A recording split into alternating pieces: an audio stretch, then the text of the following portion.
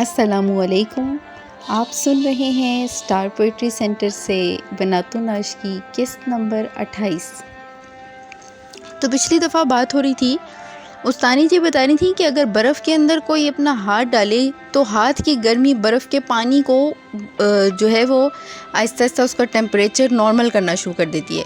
یعنی یہ گرمی جو ہے نا وہ ٹھنڈی چیز پر اگر کے ساتھ ٹکرا جائے تو گرمی زیادہ حاوی ہو جاتی ہے اس پر. ٹھیک ہے، یہی وجہ ہے کہ ہماری آب و ہوا بھی اسی وجہ سے آلودہ ہو رہی ہے. وجہ اس کی یہ ہے کہ جو گرم مادے ہیں یا تپش یا گرمی سیک ہے وہ برف کو پگھلا کر ہمارے ارد گرد کے ماحول، جیسے آپ پرانے وقتوں میں دیکھیں کہ پرانے وقتوں میں ہر طرف ٹھنڈک تھی، لیکن اب ایسا نہیں ہے. اب ہر طرف گرمی ہے، گرمی زیادہ لگتی ہے لوگوں کو، گرمی کا موسم زیادہ رہتا ہے. تو اسی طرح سے آپ آگے آ جائیں کہ یہ پھر بجلی کی کڑک کے اوپر بات ہونے لگی. اب حسن آرا نے ایک عجیب سوال کر دیا. اس نے کہا کہ جی چلو ٹھیک ہے کہ وہی پتھر سے پتھر رگڑیں تو وہ گرمی پیدا ہوتی ہے، اسی طرح جنگلوں میں خود بخود آگ لگ جاتی ہے، وہ بھی بات میں نے سمجھ لی. لیکن اب مسئلہ یہ ہے کہ مجھے بجلی کے بارے میں آپ نے نہیں بتایا کہ بجلی بہت زیادہ زور سے کڑکتی ہے، اور جب کڑکتی ہے تو میں تو ڈر کے بھاگ جاتی ہوں. تو یہ ذرا بجلی کے بارے میں کچھ بتائیں استانی جی. جب بادل زمین کے نزدیک ہوتا ہے نا تو بجلی اس کی گرمی کو اپنی طرف کھینچ لیتی ہے. بیٹھے ہیں کہ یک ہو گیا. اور پھر استانی جی نے کہا کہ بادل جو ہوتے ہیں نا وہ قریب بھی آ جاتے ہیں، اکثر پہاڑی علاقوں میں گھروں میں بھی، گھروں کے آس پاس بھی بادل نظر آتے ہیں، یہ زیادہ دور نہیں ہوتے. حسن آرا بجلی تو بڑی آفت ہے، کچھ اس کی روک بھی ہے. میں تو جہاں کڑک کی آواز سنی اندر بھاگی. استانی جی آواز کی سنے پیچھے بھاگنا تو بیوقوفی ہے. بجلی گرتی ہے تو آواز پہنچنے سے پہلے گر چکتی ہے. ہوا کی نسبت روشنی کی رفتار بہت تیز ہوتی ہے. تم نے کاہے کو دیکھا ہوگا کہ غدر کے دنوں میں ہم لوگ کوٹھے پر سے ہاوٹے کی توپوں کو دیکھتے تھے کہ رنجک کی چمک پہلے نظر آتی ہے، اس کے چند لمحے بعد توپ کی آواز پڑتی تھی. یہی حال بینہ بجلی اور کڑک کا ہے. خوب دھیان لگا کر جب چاہو آزما لو. پہلے چمک نظر آتی ہے، اس کی تھوڑی دیر کے بعد کڑک کی آواز سنائی دیتی ہے. اور بجلی کی روک کی جو تم نے وجہ پوچھی تو ہاں، عقل مندوں نے اس کی تدبیر نکالی ہے. تم نے تار کے بارے میں سنا ہے؟ برقی تار کے بارے میں؟ جی ہاں، بڑے ابا سے بڑی دفعہ سنا ہے کہ تار کے ذریعے خبر آئی ہے. تو انگریزوں کی ولایت 5000 کوس دور ہے، مگر تار کے ذریعے سے 4-5 گھنٹے میں آنے لگی ہے. یہ سب بجلی کے کھیل ہیں. حسن آرا روک کی نسبت آپ نے کچھ نہ فرمایا. استانی جی دیہات کی چیزیں لوہا، تانبا، پیتل وغیرہ بجلی کو کھینچتی ہیں. میگزینوں میں بارود کی حفاظت کے واسطے بھی بجلی کی روک کرنی پڑتی ہے. چھتوں کے پہلو میں لوہے کی سلاخیں گاڑ دیتے ہیں کہ بجلی گرے تو سلاخوں کی راہ زمین میں چلی جاوے. میرے پاس ایک رسالہ ہے جس میں تار برقی کا سب حال لکھا ہے. اس میں بجلی کے عجیب خواص لکھی ہیں. جب تم زیادہ پڑھ لو گی تو اس کو دیکھنا. یعنی استانی جی نے اس کو ایک کتاب کا حوالہ دے کر یہ والا ٹاپک تو کر دیا ختم. اب نئی بات شروع ہو رہی ہے، اور وہ نئی بات یہ ہے کہ انگریز جو قوم ہے، انگریزوں کا حال. انگریز کیسے تھے؟ حسن آرا انگریز نرے عقل کے پتلے تھے. استانی جی قوم کا یہی حال ہے. عقل کے پتلے نہ ہوتے تو کالے کوسوں آ کر بادشاہ بن بیٹھتے. اب آپ یہ یاد رکھیے گا، کیونکہ وہ حسن آرا نری جاہل تھی تو اب آہستہ آہستہ تھوڑا بہت علم اس میں آ رہا ہے تو وہ کسی کے بارے میں الٹی سیدھی رائے دے دیتی ہے، اور پھر استانی جی اس کی اس غلط رائے کو پکڑ کے اس کو صحیح کرواتی ہیں. استانی جی ذرا انگلستان کی تاریخ پڑھو تو تم کو معلوم ہو کہ ابتدائیں لوگوں کی کیا تھی. نرے وحشی تھے، جانوروں کو مار کر گوشت کھاتے، چمڑا پہنتے، پہاڑوں کی کھوؤں میں رہتے، کھیتی باڑی مکان بنانے تک کی انہیں عقل نہ تھی. رومیوں کی سلطنت تھی، انہی سے انگریزوں نے عقل اور سلیقہ سیکھا. یہاں تک کہ رومیوں کو، یعنی روم کے رہنے والوں کو اپنے ملک سے نکال کر باہر کیا. اب وہی انگریز ہیں کہ روئے زمین پر کوئی قوم ایسی دانشمند اور شائستہ نہیں ہے. یعنی جو سلیقہ ان میں ہے وہ اب کسی میں بھی نہیں ہے. حسن آرا اب تک میں یہ سمجھتی تھی کہ خدا نے سب آدمیوں کو برابر عقل دی ہے، مگر آپ کے فرمانے سے معلوم ہوتا ہے کہ انگریزوں کے ملک کی آب و ہوا میں ایک خاص تاثیر ہے کہ وہاں کے لوگ زیادہ عقیل ہوتے ہیں. میری کتاب میں بھی کئی جگہ دانشمندان فرنگ آیا ہے. پھر اس میں دوسرے ملک والوں کا کیا دوش ہے؟ استانی جی عقل واقعی خدا داد ہے، مگر اس کی ترقی بے علم کے نہیں ہوتی. اسی طرح جسم بھی خدا داد ہے، مگر اس کی توانائی اور بالیدگی غذا پر موقوف ہے. عقل کی غذا علم ہے. سو افسوس ہے کہ علم ہندوستان سے بالکل اٹھ گیا. استانی جی عقل واقعی خدا داد ہے، مگر اس کی توانائی اور بالیدگی غذا پر موقوف ہے. عقل کی غذا علم ہے. سو افسوس ہے کہ علم ہندوستان سے بالکل اٹھ گیا. استانی جی اور جو ہے وہ جہل سے بدتر، ناحق کی کٹ حجتی اور جھوٹی شاعری کے سوائے ہندوستان میں کچھ اور بھی ہے؟ حسن آرا: انگریز بڑے مولوی ہوتے ہیں۔ استانی جی: لفظ مولوی کا استعمال تمہیں اس مقام پر نہیں کرنا چاہیے۔ مولوی عالم مسلمان عالم جو ہوتے ہیں وہ مولوی کہلاتے ہیں، جو علم حاصل کرتے ہیں۔ انگریز سب سے زیادہ جانتے ہیں، اسی علم کے زور پر وہ انہوں نے نادر کلیں ایجاد کی ہیں، آئے دن ہوتی جاتی ہیں کہ سن کر عقل دنگ رہ جاتی ہے، یعنی ایسی ایسی ایجادیں کرتے ہیں کہ ہماری عقل حیران رہ جاتی ہے۔ دنیا کا تمام کام کلوں سے لیا جاتا ہے، کلیں سوت کاتیں، کلیں کپڑے بنیں۔ غالباً مجھے لگتا ہے یہ کلیں مشینوں کو کہہ رہے ہیں، کلیں آٹا پیسیں، کلیں کتابیں چھاپیں، کلیں باجے بجائیں، کلیں لوہار بڑھئی کا کام دیں، بلکہ کلیں وہ کام کرے جو آدمی سے نہ ہو سکے۔ حسن آرا: کیا ان کی میمیں بھی اسی طرح عقل؟ بے شک عورتیں سب کی سب لائق اور پڑھی لکھی ہنرمند، مرد اس درجے کے لائق ہوں، عورتیں ہم کم بختوں کی طرح بے علم بے ہنر ہو جائیں۔ حلیمہ کے ہمسائے میں ایک میم رہتی ہیں، ذرا ان کا حال سنو۔ حلیمہ: جناب، ہمارے مکان سے ایک مکان ملا ہوا ہے، وہ بھی ہمارا ہی ہے۔ 5 مہینے ہوئے ایک میم نے کرائے پر لینا چاہا۔ ہمارے محلے کی بھشتن، یہی لفظ یہاں پہ لکھا ہوا ہے، میم صاحب کے پاس آیا کرتی ہیں۔ یہ آپ کچھ یوں سمجھ لیں کہ وہ شاید میرا خیال سے جو بہت گھر جانے والی عورتیں ہوتی ہیں، اچھا بھشتن جو ہے وہ پیام لائی۔ میم کا نام سن کر اماں جان نے صاف انکار کیا کہ ہم میم کو مکان کرائے پر نہیں دیں گے۔ بھشتن: بیوی دونا کرایہ دے گی، یعنی کہ وہ ڈبل کرایہ دے گی، کرایہ بھی اچھا دے گی اور آپ کو تنگ نہیں کرے گی۔ میری بات ایک بار مان لیں۔ اس نے غرض کے نا اماں جان نے بہت ساری اس پہ ہیلو حجت کی کہ میں کیوں کسی میم کو وہ گھر کرائے پہ دوں، یعنی انگریز عورت کو، مگر اس عورت نے کہا کہ اگر میری بات میں فرق پاؤ تو میری ناک چوٹی کاٹ لینا۔ اماں جان: بھلا ان کے یہاں انگریزوں کی آمد و رفت تو ہوتی ہوگی۔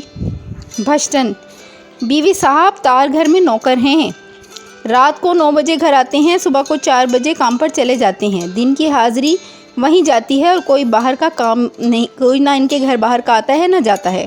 چھوٹے چھوٹے بچے ہیں، بڑی بیٹی مس ہاہا اصل خیر سے تمہاری لڑکی سے عمر میں کم ہے، مگر میری آنکھ میں خاک ڈھیل ڈول میں کوئی 2 مٹھی نکلنی ہوئی ہے، یعنی کہ تمہاری بیٹی سے ذرا اچھی صحت والی ہی لگتی ہے، ذرا بڑی لگتی ہے دیکھنے میں بڑی بیٹی۔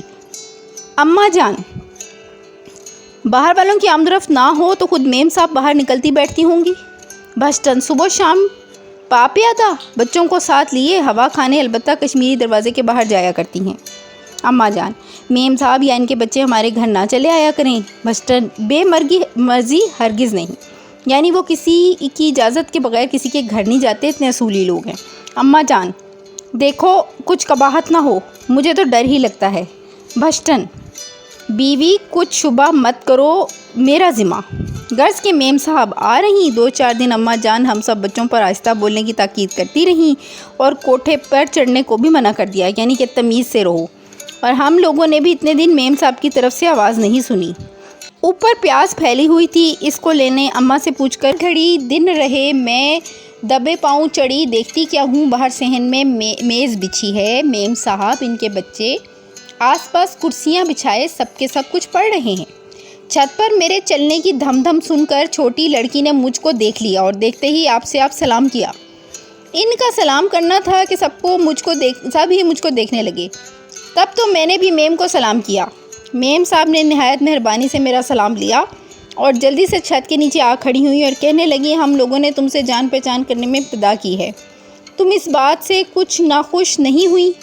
میم صاحب کو آتے ہوئے دیکھ جی میں آیا کہ بھاگ جاؤں، لیکن ان کی بات سن کر دل میں کچھ دلیری آئی۔ میں نے کہا، جناب اس میں ناخوشی کی کیا بات ہے؟ آپ سے تعارف کرنا ہمارے لیے باعث فخر ہے۔ میم صاحب مجھ کو ایک بات پوچھنی ہے، اگر تمہاری اماں جان مہربانی کر کے اپنے کوٹھے پر ذرا کی ذرا آ کھڑی ہوں تو بڑا احسان کریں، اپنی اماں جان سے میرا بہت بہت سلام اور پیام کہنا۔ یعنی کہ وہ کوئی بات کرنا چاہتی تھی اور اس نے اس کی امی کو بلوایا بچی کے ذریعے۔ میں نے کہا، بہت خوب، میں ابھی جا کر اپنی امی سے کہتی ہوں۔ میم صاحب سلام کے بعد میں نے آپ کو صرف اتنا پوچھنے کے لیے تکلیف دی ہے کہ اس آنے کے سوائے اگر کچھ اور تکلیف ہم لوگوں کے رہنے سے آپ کو پہنچی ہے تو مہربانی فرما کر مجھ کو اس سے اطلاع دیجیے۔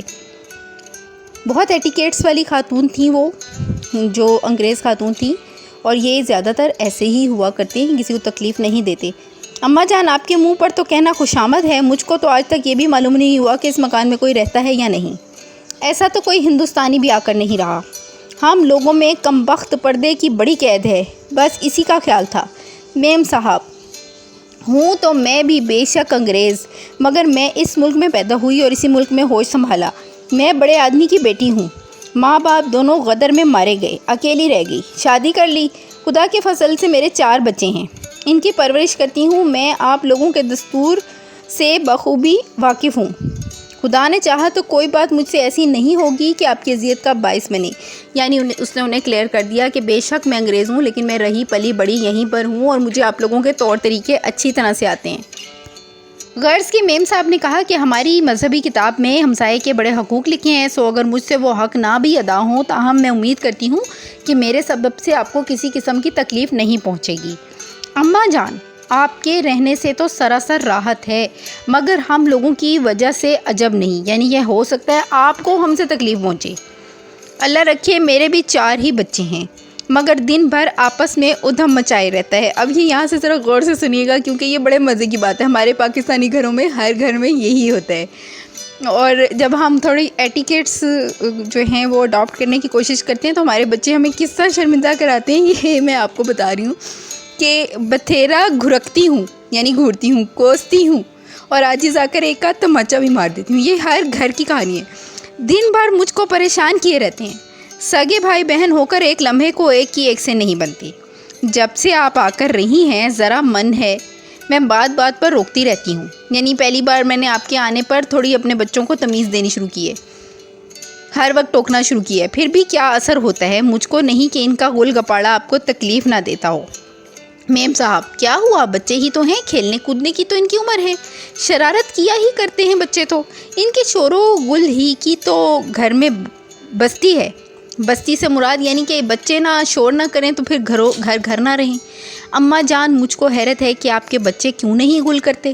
میم صاحب کرتے ہیں مگر ہر وقت نہیں کرتے۔ اماں جان برائے خدا کوئی تدبیر مجھے بھی بتائیے، میں ان بچوں کو ہاتھ سے سخت عاجز ہوں، نہ اپنا دیکھیں نہ پرایا، ان کو لڑنے سے کام، ان کی وجہ سے میں نے شادی بیاہ میں جانا ہی چھوڑ دیا ہے یا بہت کم کر دیا ہے آنا جانا۔